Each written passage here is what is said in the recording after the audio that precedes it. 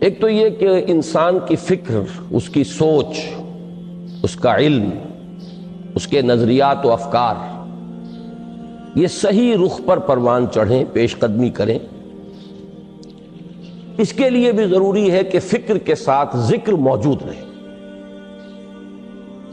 ورنہ یکرخی اس میں آ جائے گی، کجی آ جائے گی۔ مولانا روم اور علامہ اقبال کے اشعار کے حوالے سے میں اسے مزید واضح کر چکا ہوں۔ این قدر گفتیں باقی فکر کن، فکر اگر جامد بوت رو ذکر کن، اور جزب قرآن زیغمی روباہی است، فقر قرآن اصل شاہنشاہی است۔ فقر قرآن اختلاط ذکر و فکر، فکر را کامل ندیدم جزب ذکر۔ اور اس ذکر کا سب سے مؤثر، سب سے عمدہ، سب سے اعلیٰ، سب سے جامع ذریعہ نماز۔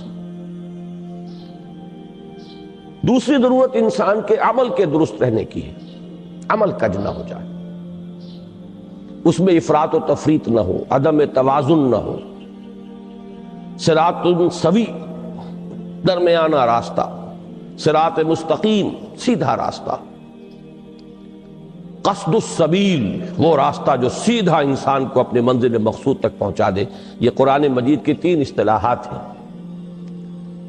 ان پر انسان کا قدم جمع رہے، ادھر ادھر کی پگڈنڈیوں پر وہ کہیں مڑ نہ جائے، نہ وہ نفس امارہ کے سے مرعوب ہو یا مغلوب ہو،